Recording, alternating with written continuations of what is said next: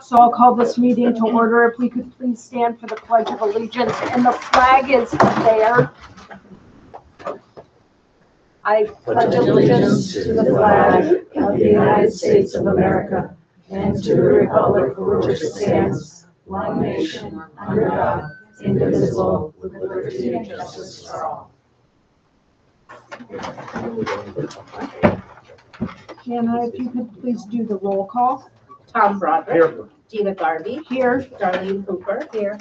Sarah Coleman. Here. Heather Reynolds. Here. Sue Russell. Deb Spalding. Here. Attendees, thank you for all coming this evening. If everyone could sign in on the sign-in sheet if you have not already, so that we have the accurate count for the minutes, please. Yes, please, thank you. And the next item on our agenda this evening is the Westport Wadhams Community Alliance is doing a presentation for us, please. So if you'd like to just come on up. Absolutely. And welcome. Thank you. Thank you. So my name is Alyssa Carroll. I'm the president-elect for the Westport Wadhams Community Alliance. We are a group that promotes collaboration among public and private entities within Westport and Wadhams. It's specifically aimed toward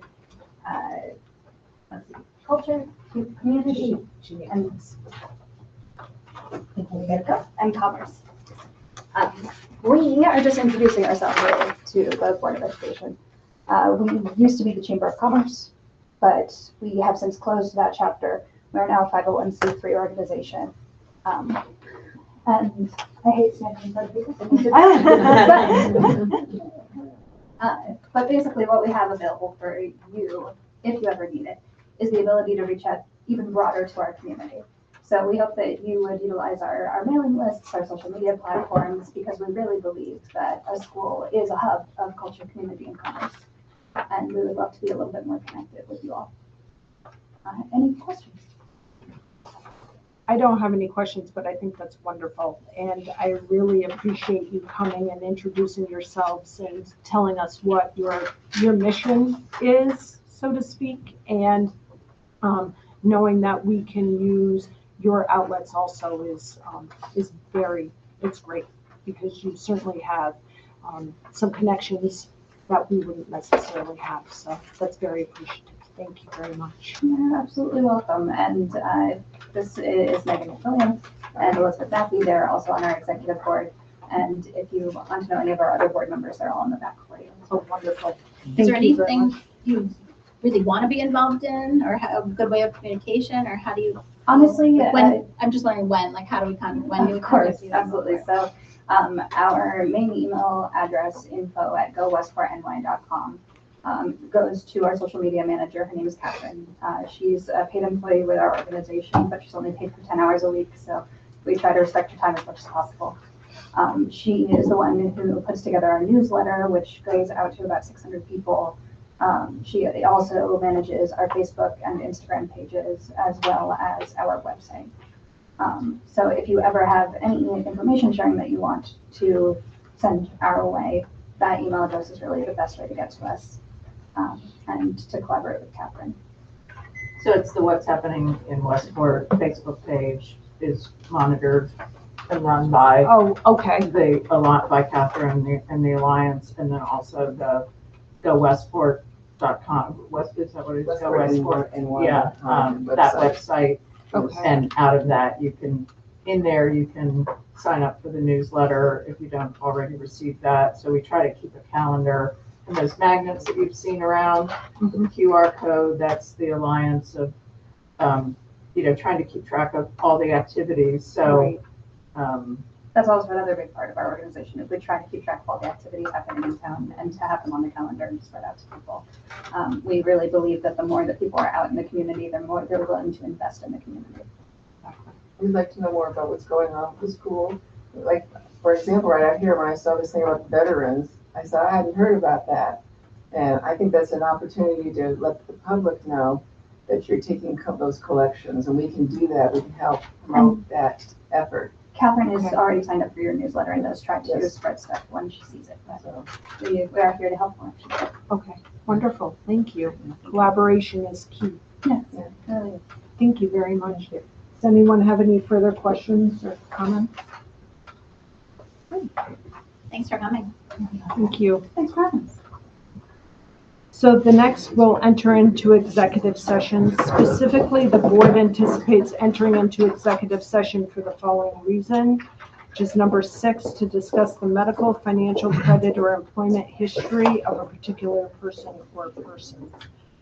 Could I have a motion, please, to move into executive session? Mr. Broderick, and a second? Second. Ms. Hooper? All in favor?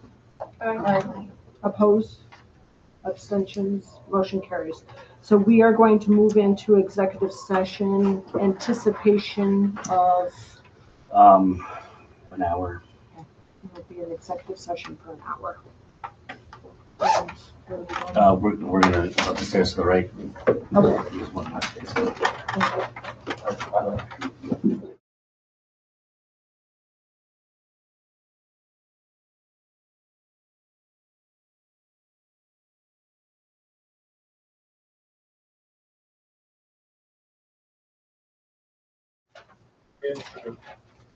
Okay, so we are back into regular session. Could I please have a motion? Second. All in favor? Aye. Aye. Opposed? Abstentions? Motion carries. Approval of the minutes. Approve the minutes of the October 10th, 2024 regular meeting as presented. May I have a motion, please? I'll motion. And a second, please. I'll second. Any discussion? No discussion? All in favor? Aye. Aye. I'm gonna abstain. I wasn't present. Oh, okay. Aye, everyone? Okay. Motion is accepted. B, approve the minutes from the November 14th, 2024 regular meeting as presented. May I have a motion, please? So moved. And a second? I'll second. Any discussion? All in favor? Aye. Aye. Opposed? Abstentions? Motion carries. Number 8, public comment. Our agenda offers 2 public comment sections. Opinions, ideas, and concerns that are offered by the public will be considered and taken under advisement. We have set aside a 15-minute period, giving the audience time to share their thoughts with us. Please raise your hand to be acknowledged by the board president. When called upon, please identify yourself and give your address, limiting your comments to 3 minutes. Anyone have any public comment at this time? None? Okay. Number 9 is financials, and we have no financials at this time. And number 10 is CSE recommendations. May I have a motion, please? A motion. And a second? Second. Any discussion? All in favor? Aye. Aye. Opposed? Abstention? Oh, I'm gonna abstain because I haven't read it, so I don't wanna. okay. So Mrs. Spalding is abstaining. Number 11, action items consent agenda. And there is an addendum in your packet for C. If everyone sees it here.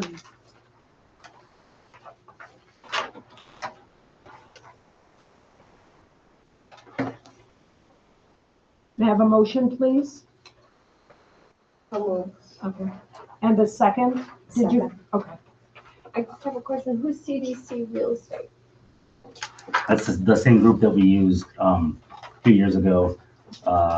They're based out of Champlain. One of the reasons that we, chose them last time was because they're, not in the district. They're far enough away where they're, Can't be biased. Yeah.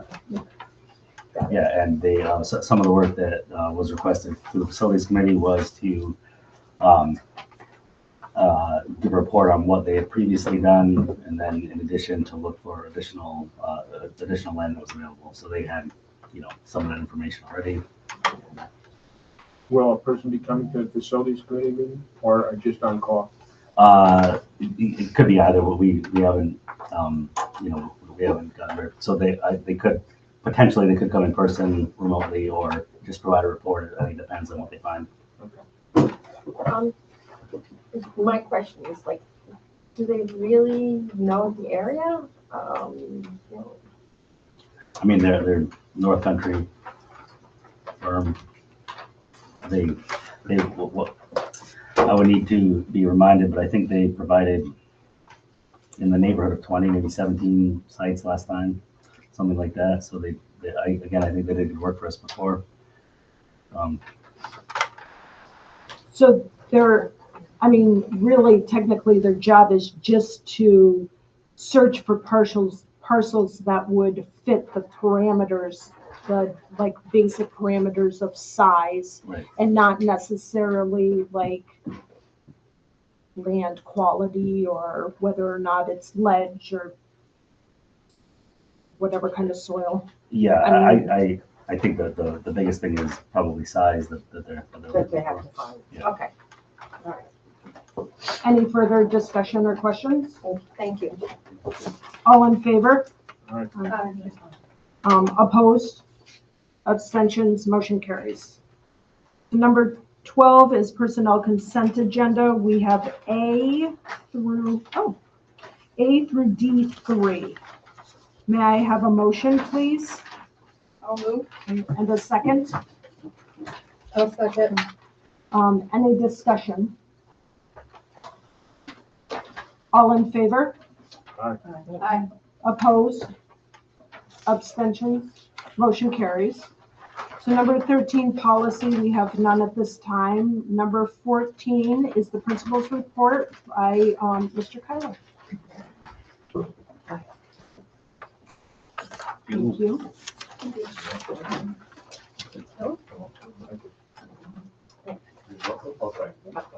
Oh, thank you.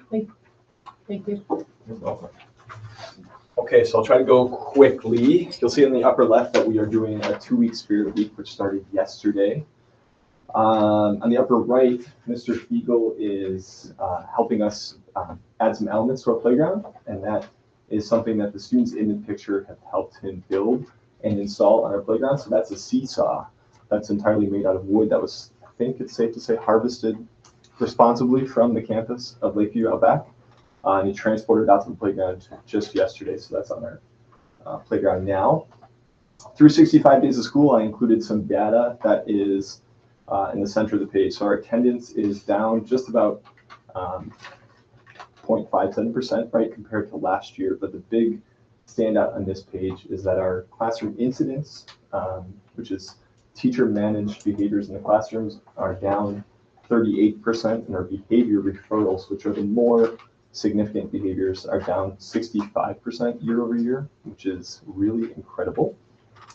We did a survey of families just a couple weeks ago, and that is the percent satisfaction, the results from the parent survey. A couple of standouts from them. The highest point was the newsletter on Parent Square that families get.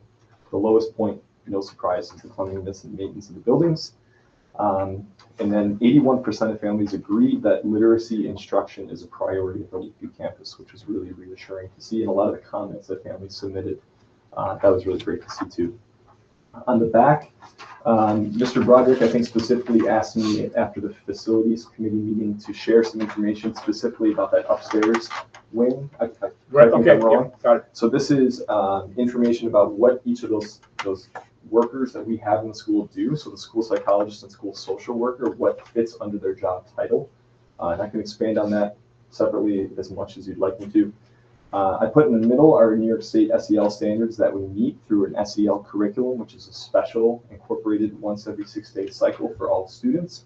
And on the bottom of the page is some of the agencies that come in to use that shared space upstairs, that shared office space. The prevention team is in school once a week.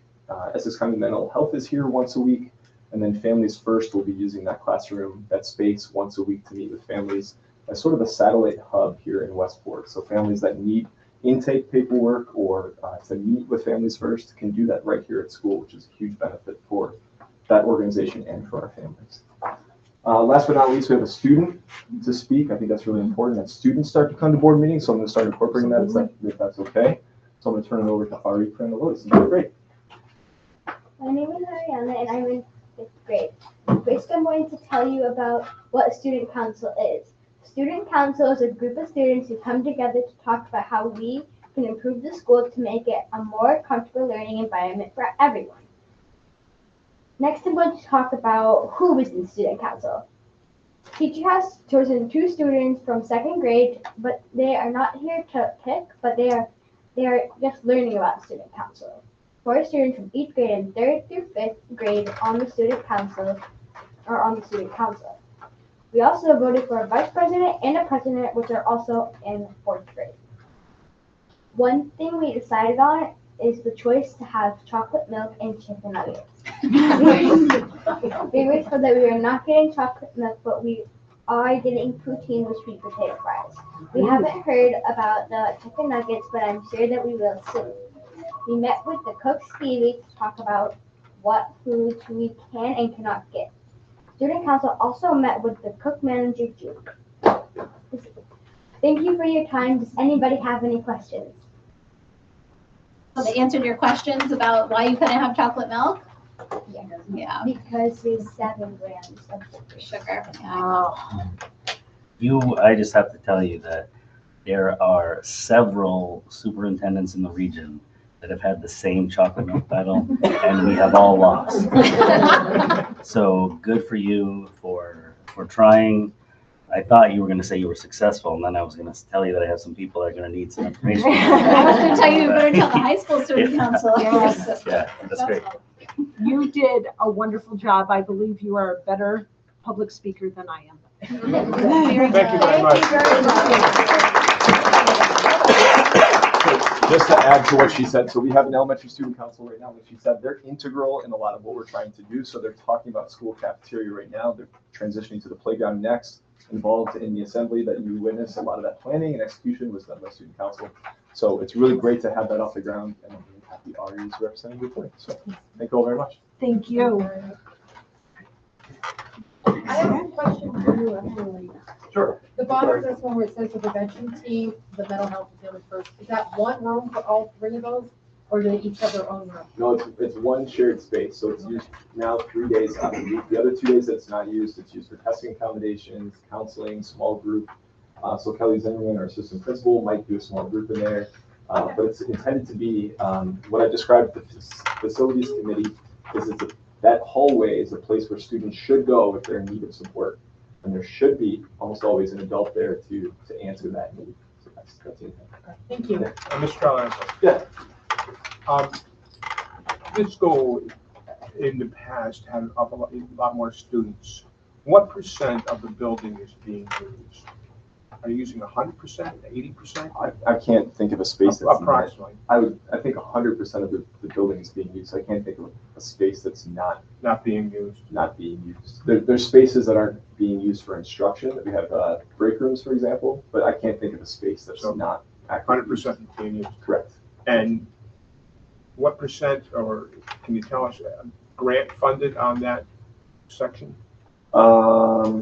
I don't know if the prevention team is the only piece that we pay for at both buildings. We pay for, but I don't know if that's built into a grant per se. But that's just kind of mental health is free to us. Families First is free to us. So we're not spending too much money there. We're only paying for a prevention team, and I think it's money well spent. Yes, for sure. And it's the reason our attendance is high. Our 3-year average is 91%. Right now, we're just at about 95%. And I think it's part of the reason why our discipline numbers are so low, to have those supports in place for our students.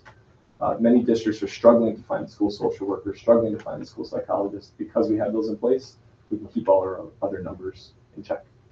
Thank you. Yeah, of course. And can I ask one question? Yes. The backpack food program. Yes. I don't know it. What is it? Oh, wait, I'm sorry. No, No, Scott, do you know who- I don't know it. So right now, our National Honor Society students do it with APAC, Mhm. but this is the last year of that. Our Honor Society students, our school is going to have to take it over. They've been coordinating that with us now. So we identify students who might have food insecurities, and on Fridays they go home with a bag of food. essentially. And it comes with a steward's gift card for milk or eggs or things We'll like have that. cereal Yeah. and canned goods and, Oh, nice. yeah. And you're lucky if the kids haven't attacked it before they get home. Yeah. Because some of it's You know, like- they get it on the bus. Yeah, right over the, I don't know when they just start. Any other questions? Thank you. Thank you. Thank you. Okay, Dr. Meyer, you were up. All right, and because our admin team is here and they directly oversee the grants, I always let them speak to this if they'd like to. There are no updates other than UPK. We're going to meet soon because they base the funding of the grant on a fall enrollment and a spring enrollment. So we're going to be meeting soon to update the enrollment and update the grant. But there's no other significant updates right now for the first 3. Thank you. So for the facilities committee, our next meeting is December 17th, 5:30 at Mountain View campus. We spent the first 2 meetings really kind of looking at where we've been, what's been on the table before, and at the next meeting, my understanding through our facilitator is that we're going to get really try to take a look at what options are I guess how realistic each option potentially is, and have some conversations about that. Just on the website, our facilities committee meeting notes are on the website. All the presentations are on the website. We are also we've been asked, and this is for the board and for the public, we've been asked about having copies of those printed. We're going to try this. We'll have some printed copies. However, we will also try to have it on the website maybe 24 hours, give or take, ahead of the meeting. So if someone wanted to either have it in front of them, like on their phone, they can follow along, or they can print their own copy. But we will try to have some copies available as well. Some of those meetings, you get to ask the questions, why can't you have copies for everyone? Well, the problem is we don't know. We don't know if we're going to have 10 or 15 or 50 people show up, and so we estimate. We obviously don't want to have too many extras, but sometimes we're just way off in what we think we're going to do. Is it possible to have these meetings at a later time? I've had a number of community members state that they would love to be able to attend, but it's dinner time, they're getting their kids fed, and there's no possible way they can make a 5:30 meeting. So, 2-part response. One, so the third thing, so the recording, we did record the last meeting. We'll record the meetings going forward, so that's also on the website. But the last 2 meetings ended far later than I would have liked. So my concern is if we start later. So I would say this. I think it's a good point of discussion that I would certainly welcome you to bring that up at the next meeting. I mean, I have no opposition to that. My concern is on the other end is, getting out of there any later than we have been getting out of there. Okay. Our roof update. So majority of the work was completed prior to the Thanksgiving holiday, and we're waiting on the flashing to be installed. That has not arrived yet. So once that's installed, we will get that. We will get that, or once it arrives, rather, we'll get that installed. The regionalization. I'm sorry. I'm going to stand up for this just so I can read this a little bit. So the regionalization initiative. So I want to explain a little bit about what this is. So several months ago, New York State Education Department required every district in the state to work in their BOCES region to do what they're calling regionalization initiative. And basically, it's you need to do kind of an internal assessment or inventory of kind of what you think you do well, what you could use assistance with, and with the idea being, is there a way where districts could share any services with neighboring districts, if they could, make better utilization of their BOCES, things like that.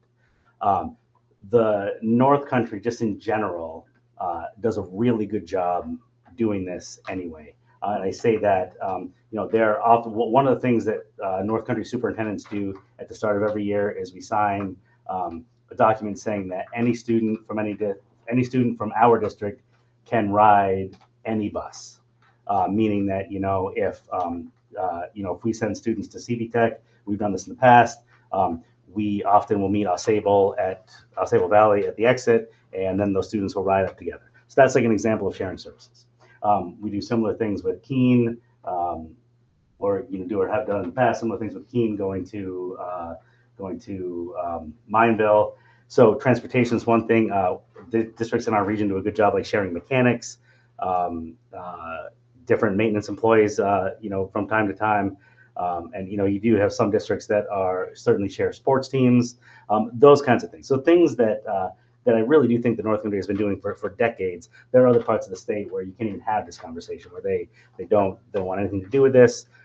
They are doing just fine and don't look to their neighbors for help. So many of the districts in the North Country, we started this conversation. It was a pretty lengthy document that had to be done.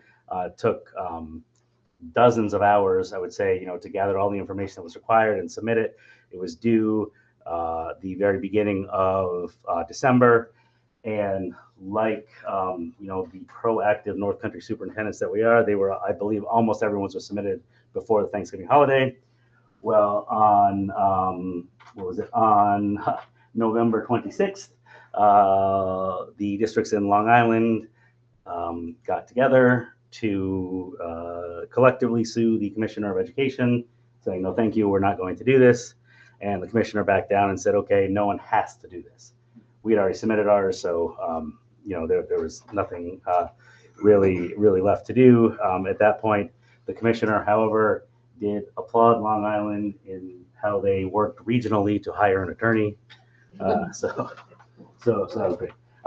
So anyway, what does this all mean? The reason I bring this up is I'm sure that you will see things, just in the education world about this. The idea is just how can we better help each other out as neighbors. But like I said, I really do feel like the North Country has been doing this for a long time. If you look pre-merger, Westport and Elizabethtown Lewis certainly shared a lot of things. They had shared employees, obviously athletic teams, a variety of things like that. One of I'm going to say the fears that a lot of districts have is that they believe that this is the start of like forced mergers. There have been no conversations about that at any level. I was just at a conference last week with a commissioner and really the top 4 ranking members of state ed, who all said there's no intent to force mergers on anyone, but this is just a conversation. But you may have seen something about it, you may have read something about it, so I just wanted to point that out. But the board, there is the Clinton Essex Warren Washington School Board, that's our local BOCES. They have a dinner at in Plattsburgh at the conference center, January 30th at 5:30. Janet will be reaching out to you, asking if you are interested and available to attend that event. The topic for that event is regionalization. So that's the background on that. Excuse me. Next piece here is the Rockefeller Institute report. So about a year ago, the governor, if you remember, she was talking about eliminating what's called Save Harmless. Save Harmless was put in place for districts, all districts in the state. It was called Foundation Aid, and that is based on your enrollment. There, about 40% of districts in the state are on what's called Save Harmless, ourselves included, and many of our neighbors, where based on our enrollment, we would get less and less money each year. So what the state did, they put this into place called Save Harmless, where our money increases by a minimum amount every year, and sometimes that minimum is very low. The lowest I recall it being was I think it was 0.03%, not 3%, 0.03%. So literally almost zero for an increase on that amount of money. So she talked about eliminating Safe Harmless, as you can imagine, got a lot of pushback. So she requested that the Rockefeller Institute, which is a private institution that does a lot of this kind of work, that they do a report for the state and provide other options, potential ways for the districts to change this Foundation Aid formula. Foundation Aid formula has been in existence since 2007 and has not changed since then. have been calls for probably a decade that formula does need to be changed. A lot of advocates, wanting to change different parts of it. The formula itself has about, I want to say 37, maybe 47, as several numbers that go into this formula. So it is a massive formula, and all sorts of things go into the formula, including poverty rates, enrollment, which I mentioned, your wealth ratio, and a variety of factors that go into that. So the Rockefeller Institute looked at every single one of those factors and made recommendations based on that. 315-page report. It's available publicly.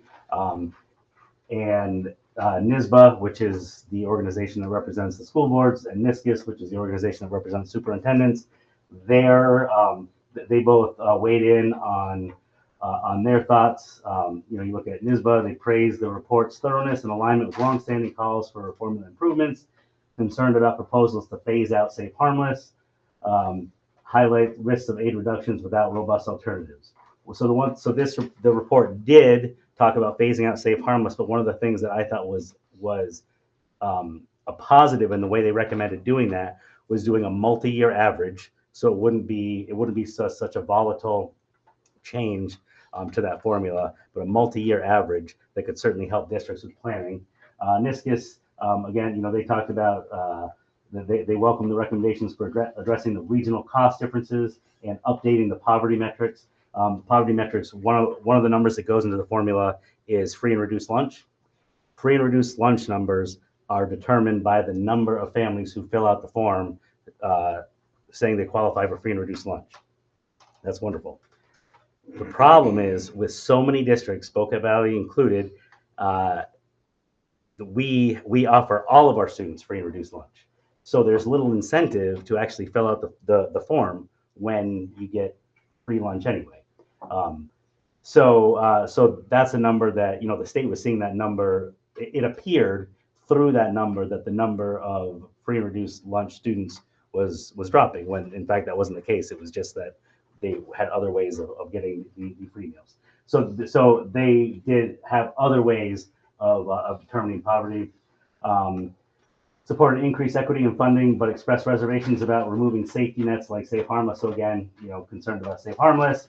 Call for further analysis to prevent unintended consequences for rural high needs districts. So common themes there. Happy that the formula is being looked at, but concerns about disruption of funding for districts. Ultimately, so again, this conference I was at last week with the commissioner, the folks who actually wrote this report, they were there. There were several folks from, there was a panel that included people from NISBA, people from NISCUS, and a few other organizations who all sort of opined on what they felt about the report. And the report effectively offers several, over 30 different options that the state could possibly take. And now it's up to the state, the governor and the legislature, to choose from that menu what's going to happen. There are some great things on that menu that could tremendously benefit our district. There are also some things on that menu that could hurt our district. So it depends, it really depends what the legislature is doing from here. But as far as the recommendations go, as I mentioned, there are definitely some highlights for us in that report, but there are some things that we're keeping our eye on as well. Do we have anyone that's advocating on our behalf, rural school behalf? Yeah, so the conference I was at was the Rural School Association conference. So that's their whole thing, is advocating for for small rural schools. Yeah, I believe that when the state said that they were hiring Rockefeller Institute to do this, we thought that it was going to be like a doomsday report, that it was all going to be bad news for everybody, and it's just not that. If this is it's going to be an estimate, but I believe that that the authors of the report said that if the state were to follow all of their recommendations, statewide spending on education would increase by about 15%.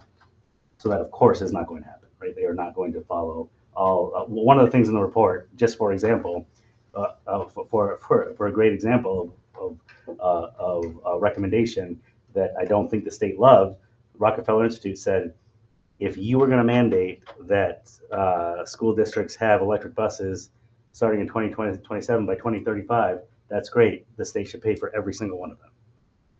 And I think that the state, I don't think the state liked that, but the districts Like that one. blocked it. Thank you. Yeah, so again, so we were certainly not expecting comments like that to be in the report. I thought it was a very fair report. Yeah, that's, any more questions about that? I think that's, yeah, that's it. Thank you very much for that update. So 16 is public comment. Our agenda offers 2 public comment sections. Opinions, ideas, and concerns that are offered by the public will be considered and taken under advisement. We have set aside a 15-minute period giving the audience time to share their thoughts with us. Please raise your hand and be acknowledged by the board president. When called upon, please identify yourself and give your address, limiting your comments to 3 minutes. Does anyone have any comments or questions? Well, not questions, just comments. Okay, being none. Number 17, our next meeting will be a regular meeting on Thursday, January 9th at 6 p.m. at the Mountain View campus. January 9th of 2025. Mountain View campus. Being no further business, I'll call for a motion to adjourn, please. Motion. Okay. And a second? Second. All in favor? Aye. Opposed? Abstentions? Motion carries. Thank you very much.